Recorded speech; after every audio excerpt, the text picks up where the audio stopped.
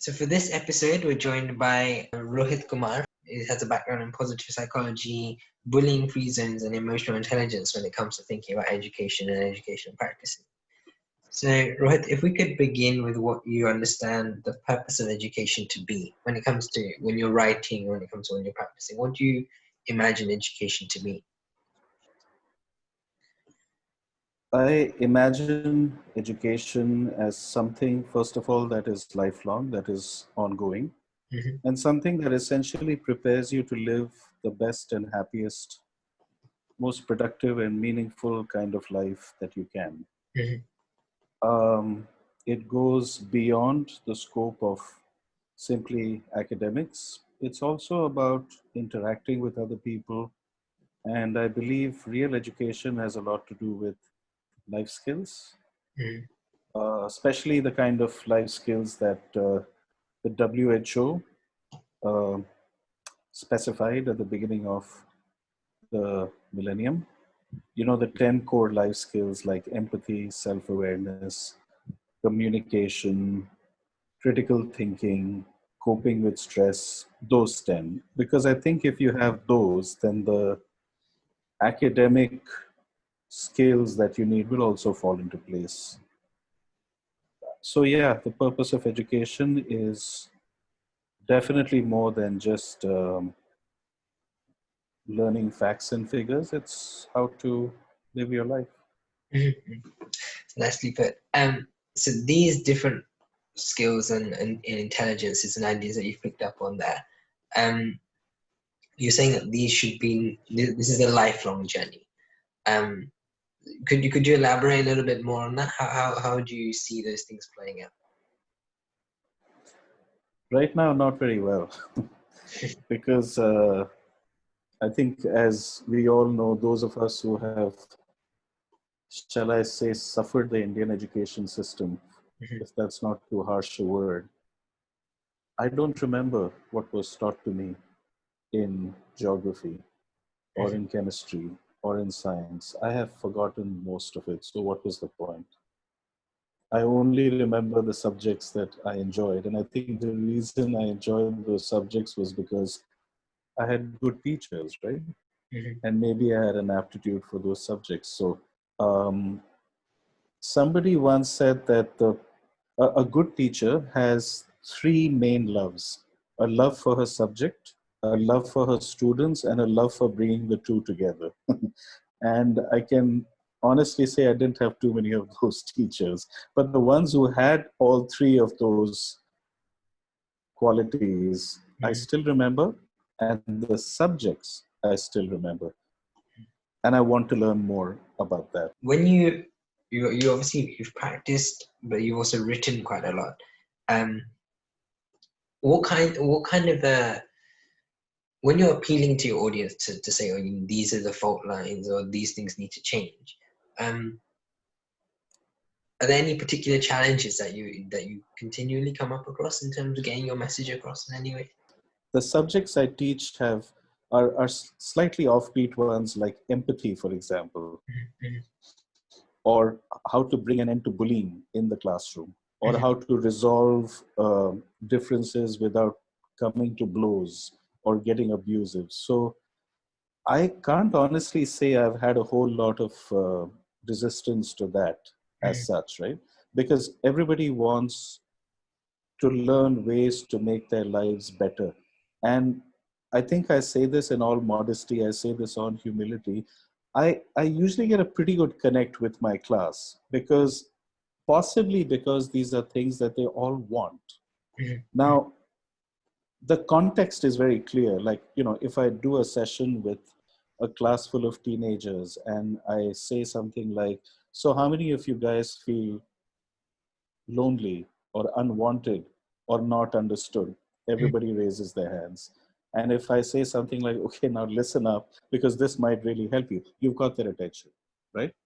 Now, imagine doing this with other subjects, giving children a context, making it meaningful, Mhm. connecting the subjects to the larger business of living life. Like what is happening right now? Okay, schools are shut down. It's a mess, right?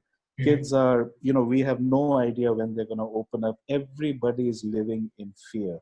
A smart teacher will understand this and leverage this and talk about it, like just start her class with something like, how's everyone feeling today? Let's talk about how you're feeling. Why you're feeling this way? You're feeling afraid. Okay, let's talk about fear.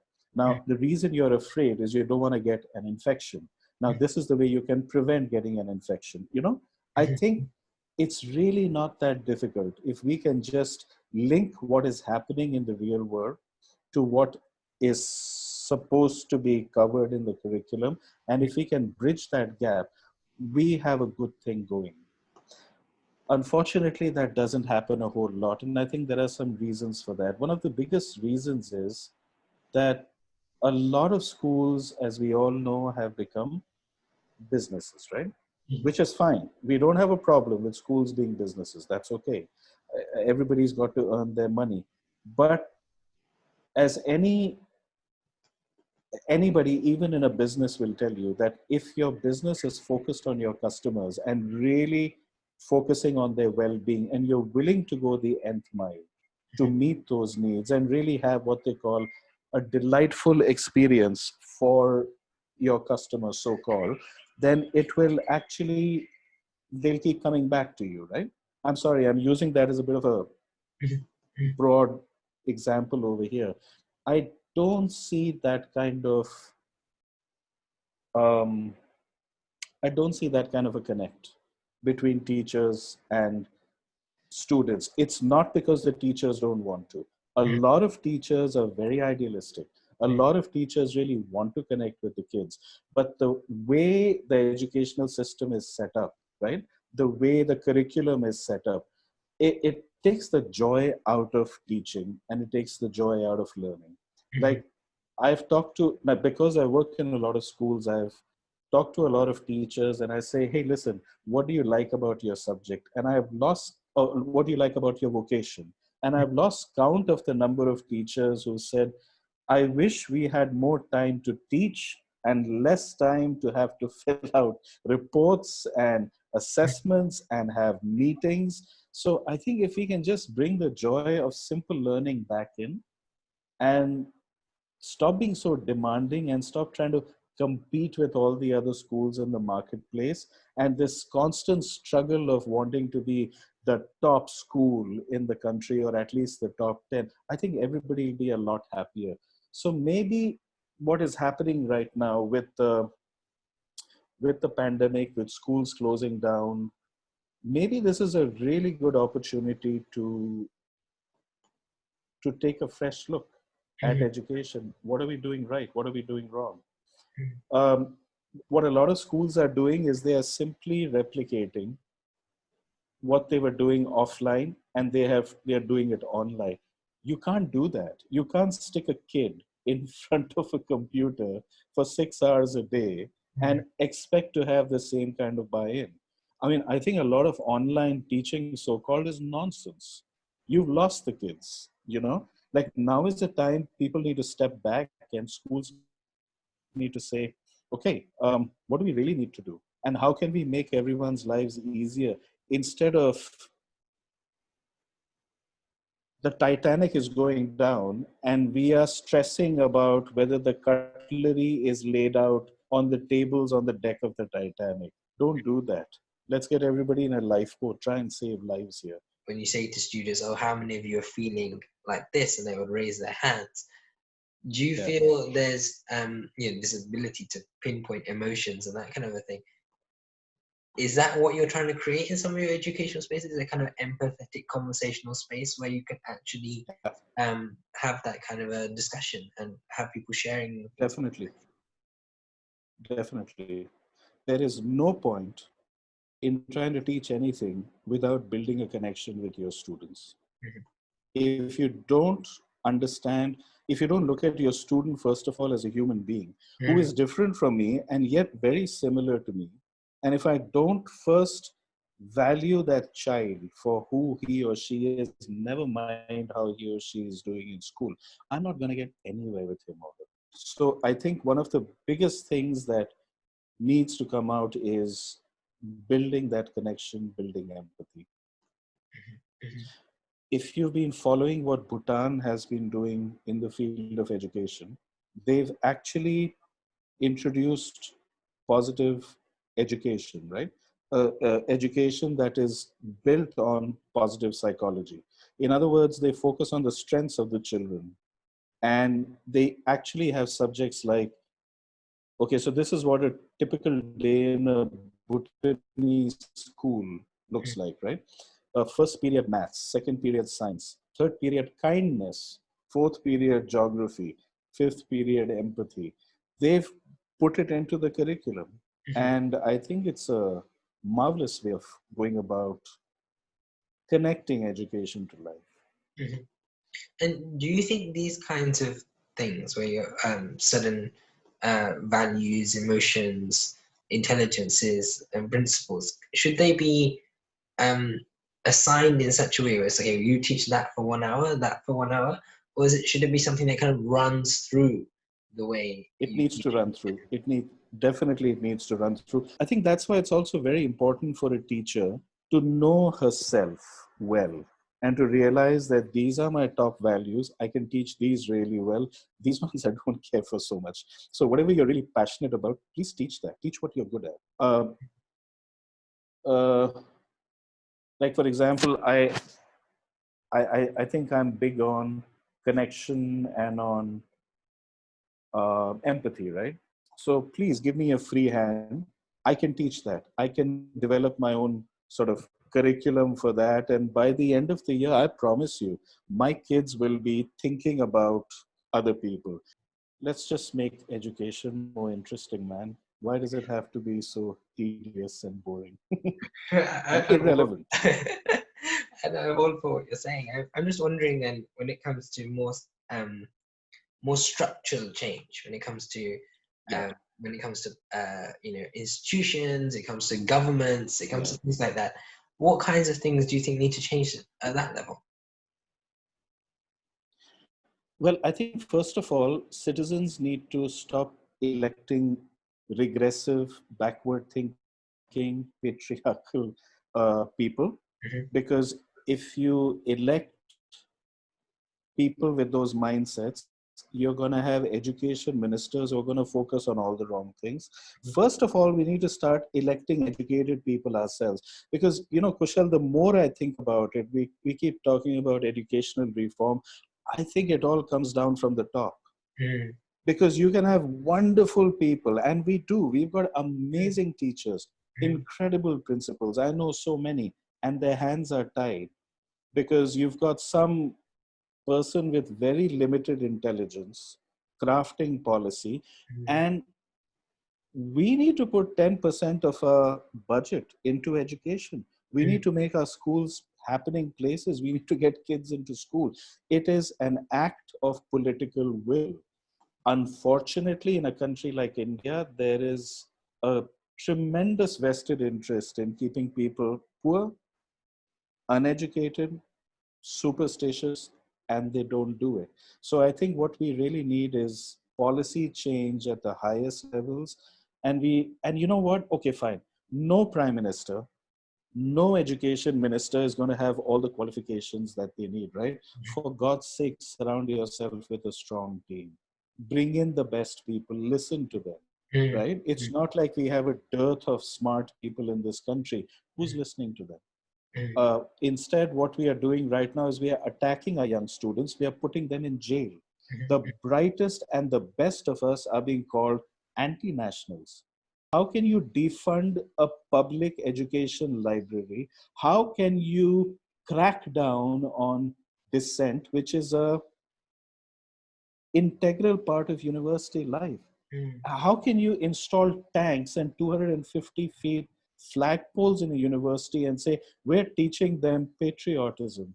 And then you expect education to you expect the country to progress. So I think we need to start electing the right people, putting them in power, and then maybe things will improve.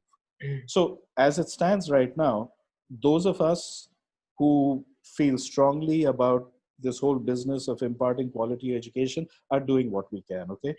There are networks of principals, there are networks of teachers, there are networks of schools, and they are really trying to make a difference. What happens on a national level? That'll only change when you elect a smart, competent, compassionate government, which unfortunately I can't see anywhere, mm, both at the central level and at the state level. mm, Not impressed by anybody. There's a bit of dialogue, mm. but it's a very poor excuse of a dialogue.